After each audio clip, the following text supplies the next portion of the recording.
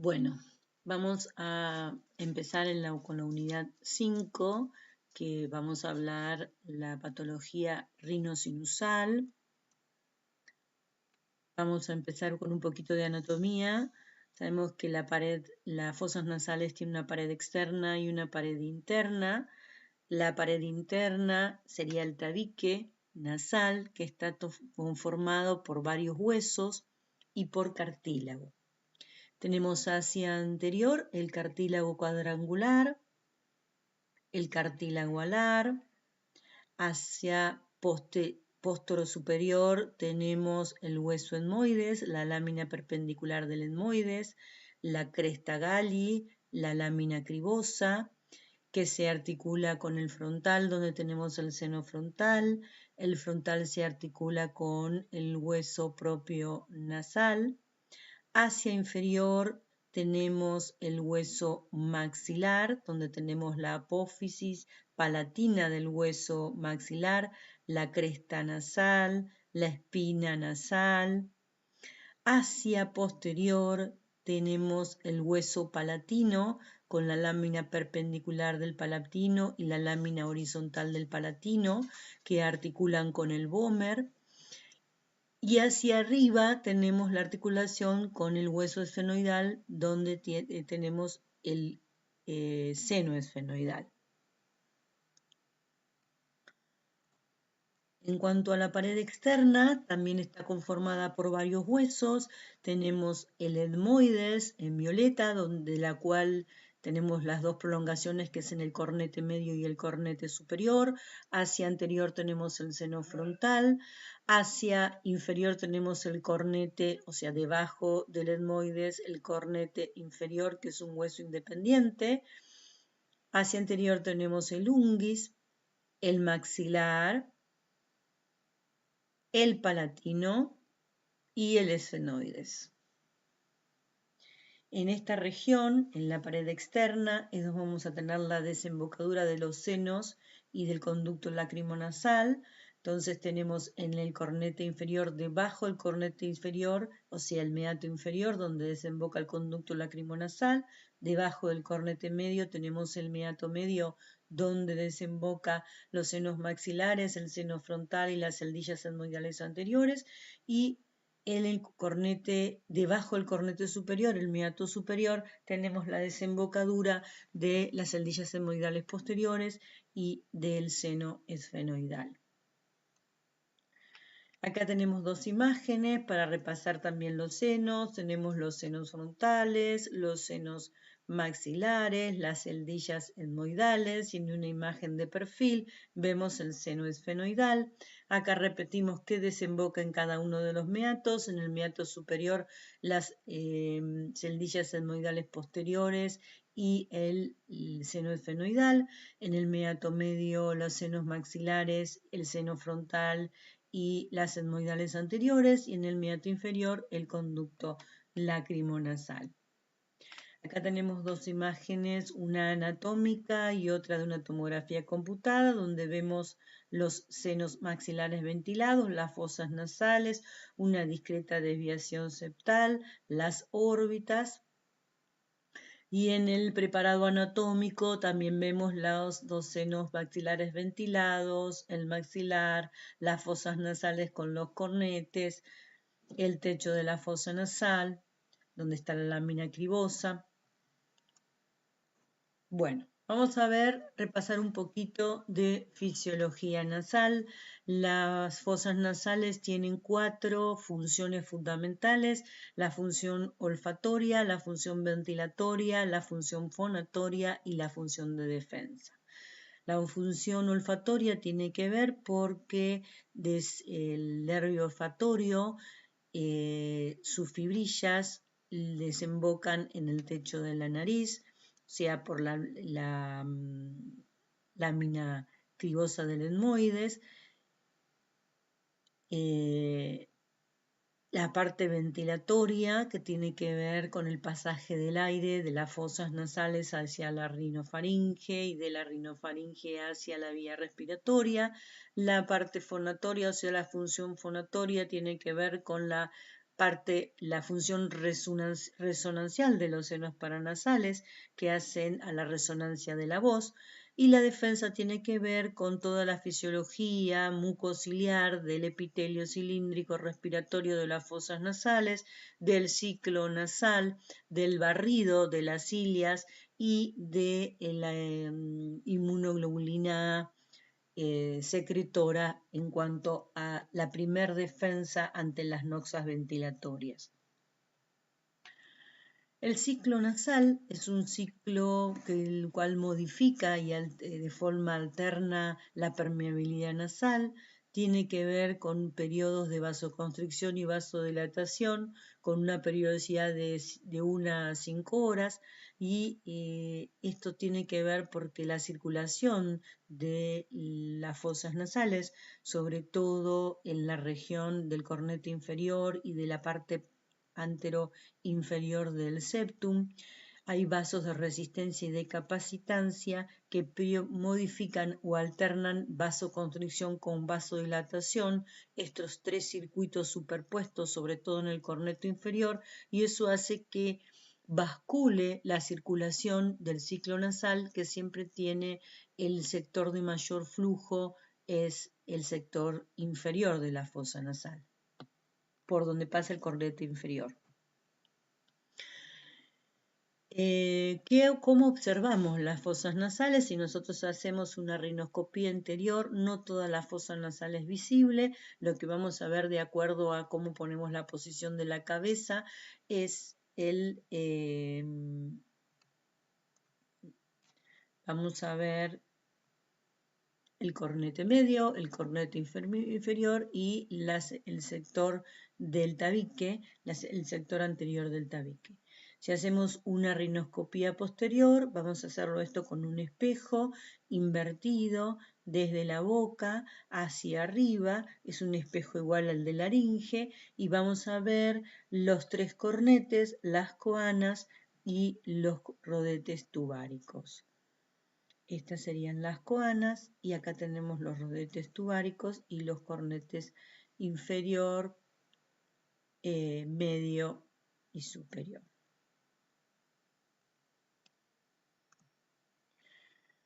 Vamos a la patología. Rinosinusopatías. Podemos tener patologías, vamos a describirla como hacemos la clasificación en todas las estructuras, en inflamatoria, en traumática, en tumoral y en funcional, que sería la insuficiencia ventilatoria nasal, que está asociada a las otras patologías. Dentro de la inflamatoria podemos clasificar a las rinitis, a la rinosinusitis y a la rinofaringitis. Vamos a la rinitis. Las rinitis podemos clasificarlos de acuerdo a la macroscopía, la forma de visualizar las estructuras de la mucosa nasal, en hipertróficas y atróficas. Las hipertróficas pueden ser infecciosas, pueden ser inflamatorias, las inflamatorias pueden ser alérgicas y no alérgicas. Dentro de las inflamatorias alérgicas tenemos las estacionales, que tienen que ver con las alergias del otoño y de primavera, con la polinización sobre todo, las perennes, que duran todo el tiempo, todo el periodo anual, las alimentarias y las profesionales. En cuanto a las no alérgicas, tenemos las eosinofílicas no alérgicas, las químicas, las medicamentosas, la hormonal y la vasomotora. Dentro de las atróficas, donde se ve una mucosa fina, atrófica, sin estructuras ocupantes de espacio. La diferencia entre la hipertrófica es que yo tengo un cornete que está edematoso y grande y que impide el pasaje del flujo de aire lineal, mientras que en las atróficas yo tengo una gran cavidad, pero que no está alterada la fisiología nasal, entonces el paciente también tiene insuficiencia ventilatoria nasal y esto genera costras. Dentro de las atróficas tenemos dos tipos, la atrófica simple y la ocena, que es por una Klebsiella oxytoca, que esta bacteria genera costras malolientes, pútridas, y es necesario darle tratamiento específico.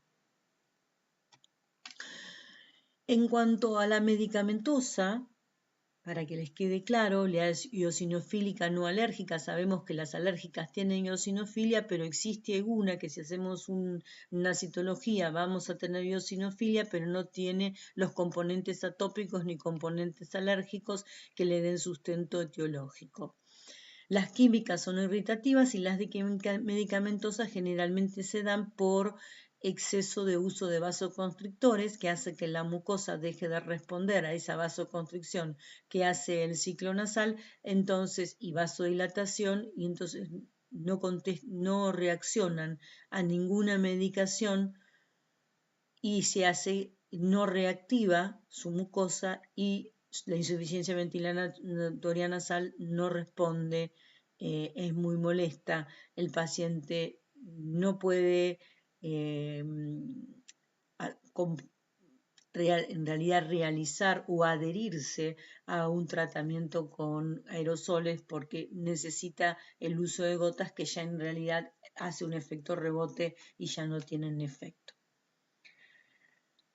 Bueno, vamos a ver la patología inflamatoria, la rinitis, cómo las dividimos en agudas y crónicas. En realidad podríamos dividirlas en agudas, subagudas y crónicas.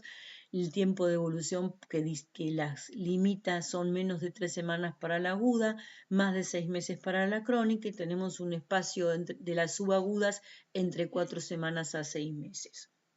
La sintomatología de la rinitis aguda siempre es mucho más florida que la de la crónica. Lo mismo pasa con la rinosinusitis. El paciente puede tener estornudos, tiene una rinorrea que puede ser de clara mucopurulenta, depende de la etiología, prurito nasal, prurito ocular, sobre todo en las alérgicas, e insuficiencia ventilatoria nasal como componente muy importante que califica a todas las rinitis, la insuficiencia ventilatoria nasal, que generalmente es bilateral y en báscula, o sea, pensando en el ciclo nasal, hace que se le tape una u otra fosa nasal en distintos periodos. Eso es absolutamente molesto. La insuficiencia ventilatoria nasal la tiene tanto la aguda como la crónica, pero es más acentuada la basculación en la aguda. La crónica tiene rinorrea generalmente posterior, mientras que la aguda tiene una rinorrea más anterior y también tiene la insuficiencia ventilatoria nasal.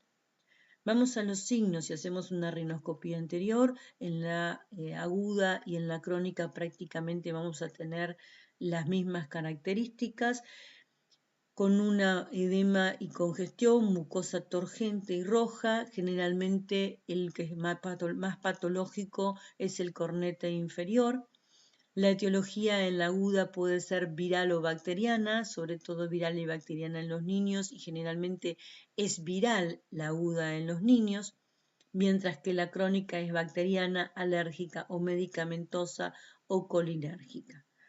El diagnóstico de ambas rinitis es clínico, salvo que queramos afilar el lápiz y saber qué tipo de rinitis es, qué etiología le dio, si queremos hacer un estudio bacteriano o queremos hacer una citología para ver si es una eosinofílica no alérgica. El tratamiento para las agudas es antialérgicos, anticolinérgicos o corticoides y generalmente en las crónicas el tratamiento es medicación tópica con corticoides también o con anticolinérgicos en la colinérgica y en última instancia la cirugía y la vacunación para evitar que se colonice con bacterias. La cirugía lo que tiende a hacer turbinectomías parciales o totales, o si no, antes de llegar a la cirugía, infiltración de cornetes, crioterapia, todo lo que tiende a disminuir la anatomía del cornete inferior. Si es una alérgica, lo ideal es hacer un tratamiento desensibilizante, o sea, primero saber a qué es alérgico el paciente y hacer un tratamiento estabilizante, como que sería un tratamiento definitivo. El tratamiento higiénico son lavados de nariz por la rinorrea que presentan tanto la aguda como la crónica, sobre todo en la crónica que tiene una rinorrea persistente, molesta. Vamos a la clasificación de las rinosinusitis y las vamos a clasificar de acuerdo a su topografía en anteriores y posteriores, dependiendo del meato donde drenan los senos, las anteriores maxilar etmoidal anterior y frontal y las posteriores etmoidal posterior y esfenoidal. Podemos clasificarlas según el número de senos comprometidos, en maxilar bilateral, en maxilar unilateral, las monosinusitis, que son las que comprometen un solo seno, sobre todo las maxilares, nos hacen pensar en un foco de origen odontógeno. Las monosinusitis que no mejoran con tratamiento nos hacen pensar en alguna patología tumoral. Pueden ser también pansinusitis, que es cuando están comprometidos todos los senos. Después la podemos clasificar en cuanto a la etiología de origen, que puede ser viral, bacteriana o alérgica, y en cuanto a su tiempo de evolución en agudas, subagudas y crónicas, del mismo modo que la rinitis. Acá tenemos un cuadro comparativo donde comparamos los signos, los síntomas y la evaluación diagnóstica de las rinosinusitis agudas y crónicas. Es importante saber que le decimos rinosinusitis y no sinusitis aisladas porque la patología sinusal inicia en la patología nasal. Quiere decir que empezamos con una disfunción de las fosas nasales que al no ventilar el seno terminamos colonizando el seno y haciendo una sinusitis.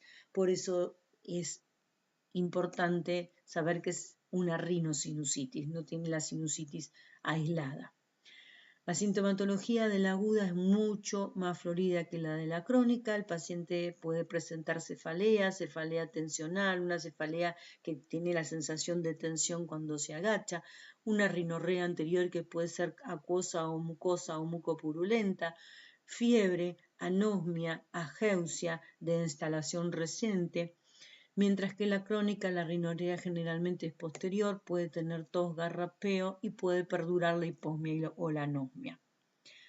Los signos: en la rinoscopía anterior tenemos una congestión de mucosa con rinorrea persistente que podemos ver que viene del meato medio y con puntos álgidos positivos. Quiere decir que a este paciente que sospecho una rinosinusitis, que consulta porque tiene mucho moco y cefalea, nosotros le hacemos la rinoscopía anterior y constatamos que tiene la rinorrea mucosa o mucopurulenta que viene del meato y le presionamos los puntos álgicos maxilares o frontales y son positivos, ahí hicimos diagnóstico de sinusitis aguda. Mientras que en la crónica lo que vamos a ver es una hipertrofia de la mucosa nasal, podemos tener pólipos y generalmente el paciente tiene rinorrea posterior o se queja de ella. Cuando hacemos el examen radiológico, que pedimos el par radiológico, mentonasoplaca y frontonasoplaca, una imagen característica de la sinusitis aguda son los niveles hidroaéreos o la ocupación total de uno de los senos o de los dos senos asociadas a la clínica de sinusitis aguda, mientras que en la crónica lo que vamos a ver es una hipertrofia concéntrica de la mucosa con el compromiso de el orificio osteomeatal. La evaluación es por el examen otorrinolaringológico en ambas sinusitis, tanto la aguda como la crónica, y el diagnóstico es clínico radiológico para la aguda, clínico tomografía computada para la crónica. El tratamiento de la aguda es antibióticos descongestivos locales y sistémicos, siempre pensando en cuando es bacteriana, si la patología es viral, se da solamente descongestivos locales y sistémicos y barrido de moco, y en la crónica generalmente se utilizan corticoides tópicos o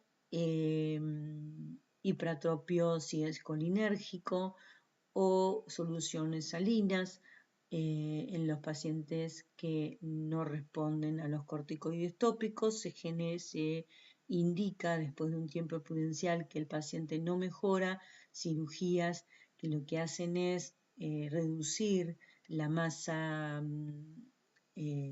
turbinal, o sea, se hacen turbinectomías o se pueden hacer crioterapias o cauterizaciones de los cornetes para disminuir la masa y mejorar el flujo de aire.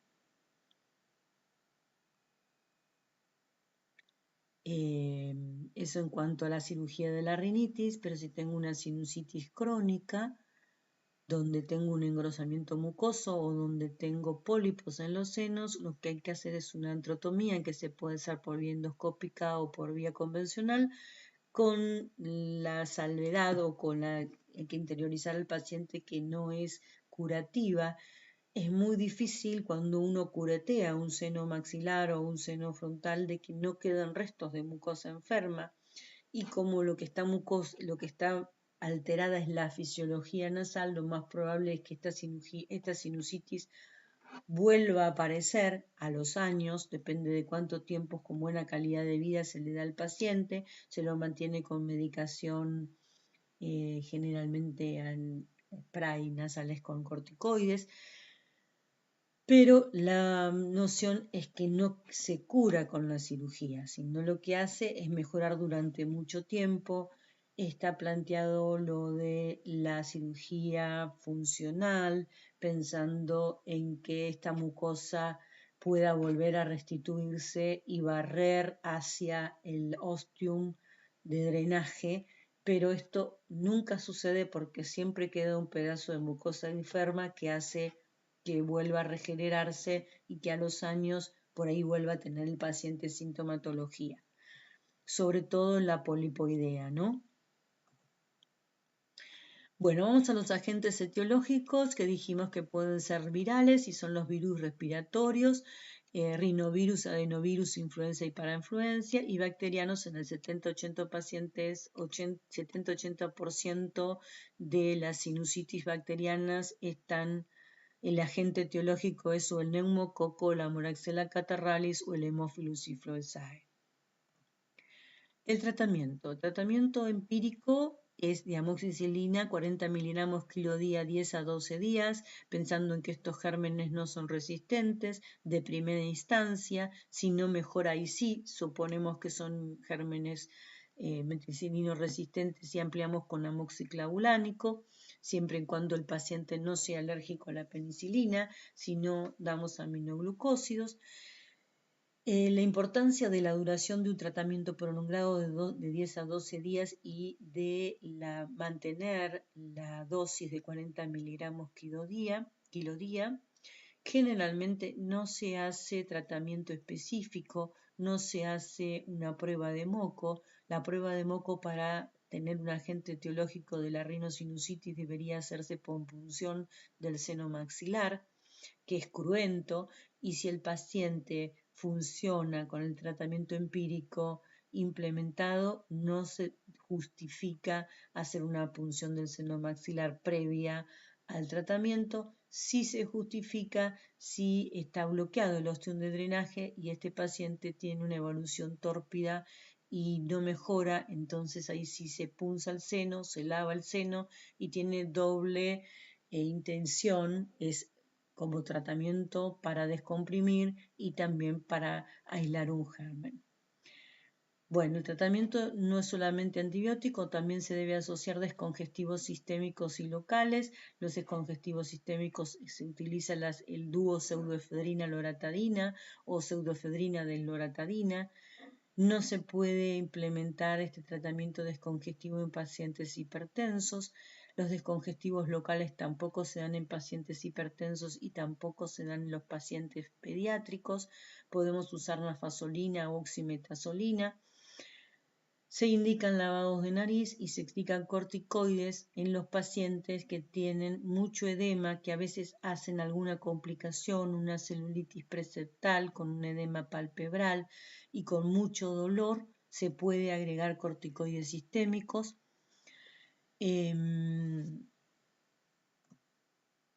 Acá tenemos las imágenes radiológicas donde tenemos las dos incidencias, una frontonasoplaca y una mentonasoplaca.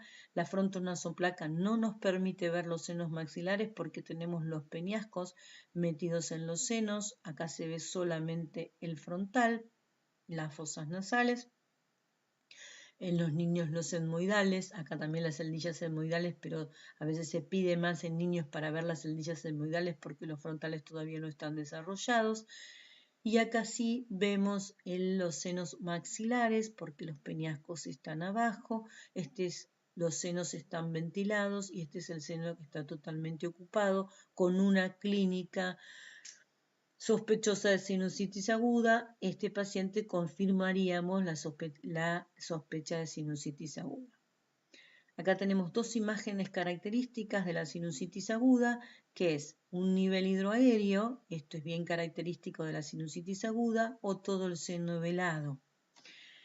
Cuando le pedimos una placa a una sinusitis aguda, en primera instancia el diagnóstico es clínico. Si tenemos alguna duda o queremos tener alguna constancia radiológica, recién a la semana la radiografía se hace positiva y nos va a dar signos de patología sinusal. Después de hacer eso, si hacemos una radiografía y constatamos una imagen de sinusitis aguda, deberíamos hacer una para constatar de que esto se resolvió, sobre todo si el paciente no mejora al mes de instalada la sinusitis. ¿Cuáles son las complicaciones? Hay complicaciones locales, complicaciones regionales y complicaciones a distancias. Las locales son las más frecuentes, la osteitis o la osteomielitis, sobre todo en los focos odontógenos. Las regionales pueden ser orbitarias, oculares, endocranianas, ópticas y faringias. Las más comunes son las ópticas y las faringias. Las endocranianas son las menos frecuentes. A veces en realidad se producen cuando no se implementó un tratamiento antibiótico adecuado o el paciente no consulta por el cuadro rinosinusal, entonces el paciente ingresa con una meningitis, un absceso, y cuando estudiamos el germen nos damos cuenta que es un germen respiratorio y que el paciente tenía una rinosinusitis. De las oculares, las más comunes, de las orbitarias, perdón, la más comunes es la celulitis, no la orbitaria, sino la preseptal, que en realidad compromete piel y no compromete los músculos oculares. Y puede haber un absceso o una tromboeflebitis, son todas poco frecuentes. Las que son frecuentes son las oculares, las más comunes que tengan una conjuntivitis asociada, sobre todo en las virales. A distancia, como puede comportarse como un foco séptico, puede haber alteraciones renales, cardíacas, articulares, etc. Vamos a las rinosinusitis crónicas. La imagen de la rinosinusitis crónica es diferente, si bien nos puede dar un velamiento total, generalmente nos da una hipertrofia concéntrica de la mucosa, que es esta imagen que vemos, alrededor del seno la mucosa está engrosada. Esto es lo que genera un moco constante, por eso que el paciente tiene rinorrea posterior. En los dos senos tenemos el engrosamiento concéntrico, en los dos senos maxilares, y también tenemos una hipertrofia turbinal, esa mucosa que se ve engrosado, por lo cual impide el pasaje del flujo nasal inferior, que es el más importante. Acá tenemos otra imagen de sinusitis crónica aparentemente quística, puede ser quística o puede ser polipoidea. Generalmente cuando está en la base del seno pensamos que es un quiste, así con un borde redondeado, sino los pólipos a veces penden o hay múltiples pólipos en el seno maxilar, que es un tipo de sinusitis crónica. Vamos a hablar ahora de la amígdala, la adenoides, en realidad de la rinosinusitis. Sabemos que el espacio que está detrás de las fosas nasales, por el cual entramos por las coanas, se llama rinofaringe o cavum. Ahí es donde tenemos la adenoides. Y la rinofaringitis es la causa más frecuente de consulta en niños menores de 5 años. O sea, lo frecuente para la clase de hoy es: las rinosinusitis son absolutamente frecuentes y la rinitis también, y la rinofaringitis en los menores de 5 años es una patología de consulta muy frecuente. Es común en niños mayores de 8 meses a 5 años. Los agentes responsables pueden ser virus o pueden ser bacterias. Virus pueden ser de 200 a 300 serotipos distintos de virus. Eso es lo que hace que esta patología sea recidivante Y en orden de frecuencia, los virus tenemos en primera instancia rinovirus, coronavirus, adenovirus, sincicial respiratorio, influencia, reovirus y sarampión y rubiola. De las bacterianas, solo el 33% de las rinofaringitis en los niños son bacterianas.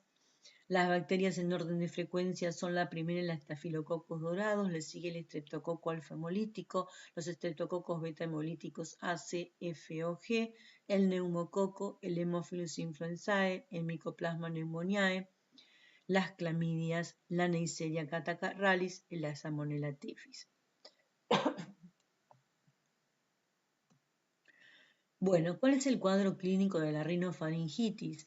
Tiene distintas formas clínicas, no complicadas, que pueden ser agudas, que pueden ser catarrales o purulentas, a repetición, específicas, alérgicas y complicadas. Siempre en cuanto a las rinofaringitis agudas, que son las que se repiten en la primera infancia, que son lo que hace que son niños con insuficiencia ventilatoria nasal, productores de moco. Vamos a cada una de ellas. Cuando hablamos de la catarral, que realmente son virales, tienen una secreción clara, son pacientes que llegan a 38,5 de temperatura, no más de eso, con un estado general bueno. El agente etiológico es cualquier virus respiratorio de esos que ya nombramos, y el tratamiento generalmente son lavados de nariz y antiinflamatorios no esteroideos. Se cura, se autolimita en 5 o 6 días, salvo que se contamine con alguna bacteria y pase a ser una purulenta, cosa que suele pasar. La purulenta tiene una secreción mucopurulenta, mucosa o mucopurulenta más espesa, con una fiebre entre 39 a 40, con un estado general regular, es bacteriana, requiere un tratamiento antibiótico que para cubrir toda la batería de gérmenes, el 30% de bacterias que generan esta patología, generalmente se da de primera instancia amoxicilina clavulánico con una curación entre 7 a 10 días. Después tenemos las rinofaringitis recurrentes, que son muy comunes, que empiezan las pacientes con una rinofaringitis por ahí alérgica o viral y termina con una purulenta reincidente, y que son enfermedades de adaptación, adaptación al medio y de adaptación inmunológica, que eso es lo que por ahí el paciente o el papá o la mamá no entienden de por qué está permanentemente este chico con moco. Podemos después clasificar 3 tipos en cuanto a el componente sintomático más representativo en fonatorias esqueléticas y ventilatorias. La fonatoria es aquella que tiene una hipertrofia adenoidea grado 3, quiere decir que ocupa toda la rinofaringe y la obstruye, entonces tiene una rinolalia cerrada, que es la sonoridad de la voz al estar su nariz tapada, y son pacientes que tienen roncopatía. Tenemos la esquelética, que es cuando ya hay un trastorno morfológico óseo-articular del tercio de la cara, porque tiene una ventilación, un hábito de ventilación oral y que tiene trastornos oclusivos dentarios.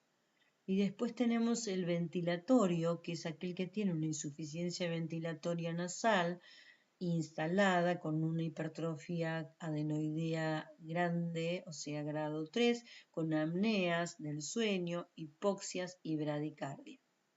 O sea, que el componente que realmente predomina es el ventilatorio.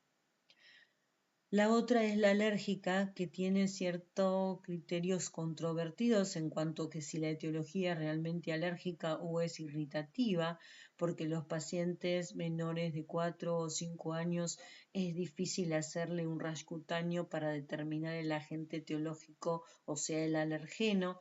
Sí se puede hacer inmunoglobulina E y eosinofilia, y en muchos de estos pacientes está elevado, con la historia familiar de antecedentes alérgicos, y esos parámetros podríamos pensar en que si es un paciente atópico o alérgico.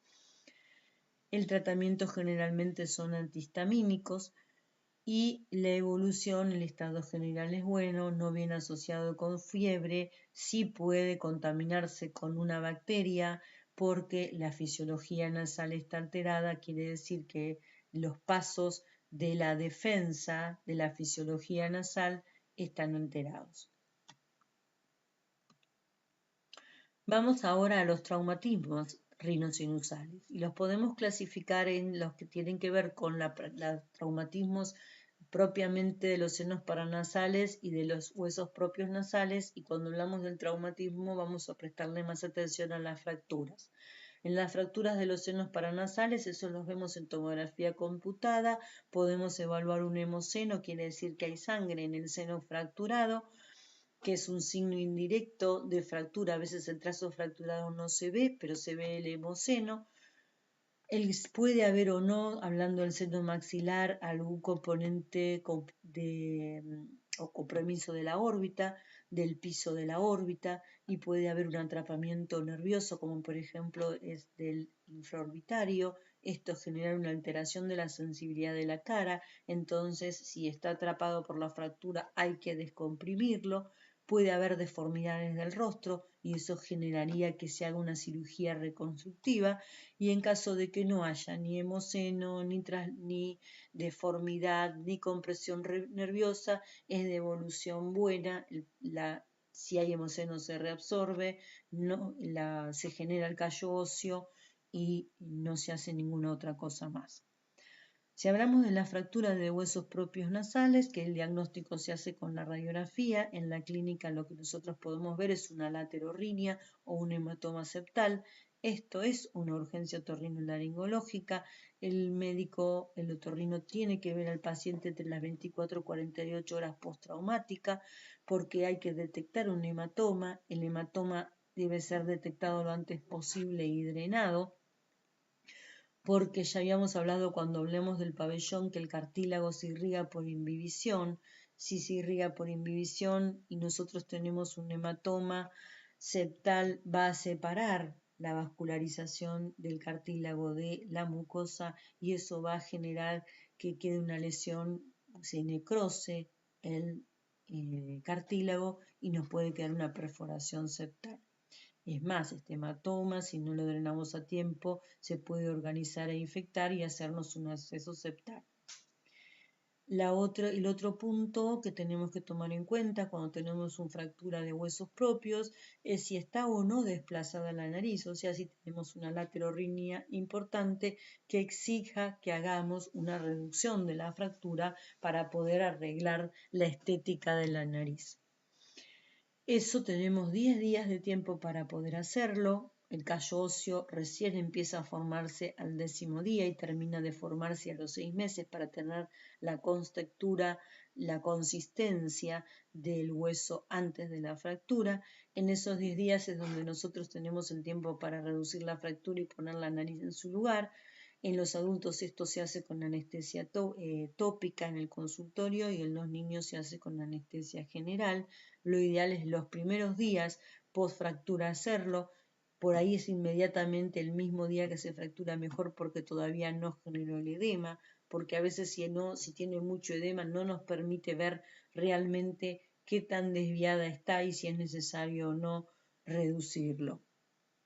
Una vez que se reduce, se pone un yeso, se la fija y si en caso de que tenga una epistaxis asociada, también se pone un taponaje.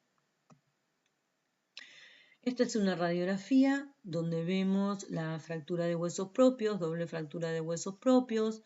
El hueso propio nasal es este. Entonces acá vemos que está fracturado. Deberíamos verlo al paciente a ver si esta fractura provocó una laterorrinia. Si esta fractura está alineada, se espera el callo óseo y no se hace nada. Si está lateralizada, se reduce y se pone un yeso de fijación. Lo que tenemos que saber lo urgente, no olvidamos del hematoma septal y que este paciente debe ser derivado por lo menos 24 horas en el momento o 24 horas después al otorrino, si está sangrando en el momento. Patología tumoral. La patología tumoral la podemos clasificar en 3, en pseudotumores, en tumores benignos o en tumores malignos. Los pseudotumores tenemos los quistes, los pólipos, los mucoceles y los granulomas. Los quistes, ya vimos uno recién en una tomografía, es redondeado, pueden ser quistes de moco. que ocupan los senos maxilares, los pólipos, que son densos. Es un tipo de sinusitis crónica que pueden ser múltiples o pueden ser únicos. Estos pólipos pueden ser únicos cuando es un antrocoanal, que es un tipo de pólipo que se genera en el seno, se sale por el meato y se va hacia la coana. Pueden ser poliposis deformantes, como son las WAKIs en los pacientes, son poliposis que tienen de nacimiento, entonces a medida de que crece el paciente se deforma su nariz, es una nariz con una base de implantación muy ancha. Mucocele, que son como quistes de moco pero con un resalto óseo periférico, y granulomas que pueden ser granulomas piógenos o granulomas traumáticos. Dentro de los tumores benignos tenemos los papilomas invertidos, que el papiloma invertido es un tipo de tumor benigno, pero con cierto comportamiento maligno, o en realidad prestar la atención porque provoca adelgazamiento óseo por compresión, entonces puede irse fuera de la nariz, tiene tratamiento quirúrgico, adenomas, angiomas y osteomas. Y en cuanto a los tumores malignos, el carcinoma es el que va a la cabeza, puede haber adenocarcinomas o carcinomas adenoidequísticos. Acá tenemos una tomografía computada de senos maxilares donde se ve el compromiso del seno maxilar izquierdo que sobrepasa los límites del seno y se va hacia la fosa nasal y hacia el paladar. Tenemos una imagen de una coronal y una imagen axial del mismo paciente, del mismo tumor. Acá tenemos otro que invade la órbita, o sea, para ver los estadios, la TNM hace 3 estadios, T1, T2, T3, cuando dentro del seno uno parcialmente ocupa el seno del T1, cuando ocupa la totalidad del seno es un T2, cuando sale del seno es un T3 y cuando ya toma otras estructuras es un T4. Siempre el M0, M1 si hay o no metástasis y el N1 o N2 si hay o no patología ganglionar local que da en el 15% de los casos compromiso linfático. ¿Cómo sería el cuadro clínico de un tumor maligno de los senos paranasales? De un tumor maligno o de un tumor en general, la insuficiencia ventilatoria unilateral siempre es sospechosa de que sea una patología tumoral. O sea, una insuficiencia ventilatoria unilateral instalada que no bascula como bascula la de la rinitis o la de la rinosinusitis. Una rinorrea mucopurulenta fétida sanguinolenta unilateral, episodios de epistaxias repetidos unilaterales, la cefalea intensa, el debut asociado a extracciones, muchas veces debuta asociado a una extracción dentaria que hace que no cure y que se vea de que hay un compromiso oroantral. Generalmente el diagnóstico es tardío porque es una patología un poco sorda, porque está dentro de una cavidad ósea. Tiene factores predisponentes asociados que son las virosis por Epstein-Barr, el alcohol y el tabaco. ¿Cómo lo estudiamos? Le hacemos el examen otorrinolaringológico donde podemos ver de acuerdo al estadio o al compromiso la adhesión ya en las fosas nasales donde es de acceso fácil para hacer una biopsia, o puede estar comprometido ya el paladar y tener acceso por vía oral. Y si no tenemos acceso por ninguna de estas dos vías, se puede hacer por punción maxilar o por endoscopía, la biopsia. La biopsia es lo que nos va a dar el diagnóstico anatomopatológico de la celularidad del carcinoma, del tipo de neoplasia que tenemos. Puede haber linfomas, también hay linfomas en los senos maxilares.